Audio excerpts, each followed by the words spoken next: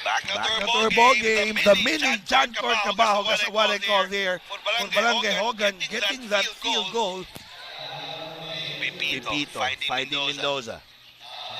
Mendoza to Kamay. Wala. Abilenosa getting that offensive rebound to no avail.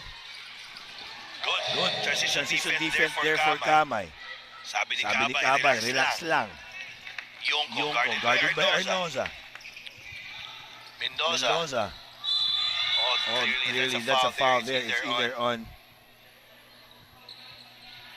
Kamay or Arena. Again, we'd like to thank Mayor Teresa Aligado, Vice Mayor Doc Vanes Aligado, all our SB members, Leo Napoli, Ben Ermac, Miko Uwano, Victor Maglasan, Fred Herrera, Eli Palang, Annalyn Kungob, Dodong Rex Pepito, our ABC President, Honorable Cap Wesley Alimorin, and of course SK, Federation President of Consolacion, Sheila Carpina, and former SB member Ma'am Marilo Casol, our member for our sports committee, and of course Coach Alilo Flores, our league commissioner.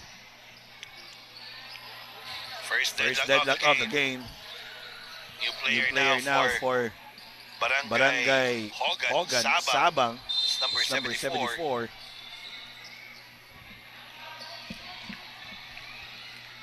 Gonzaga 2. Bagong kapapasok pa lang, Cabajo.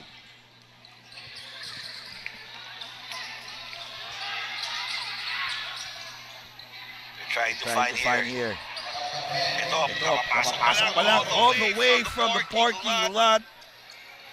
Sabang with the 3, wala. Mendoza again. Oh, what a steal there for Cabajo.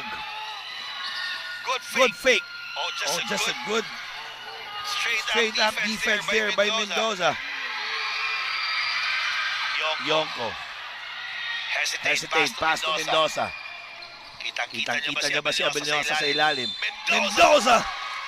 Very patient on that spin chance, and one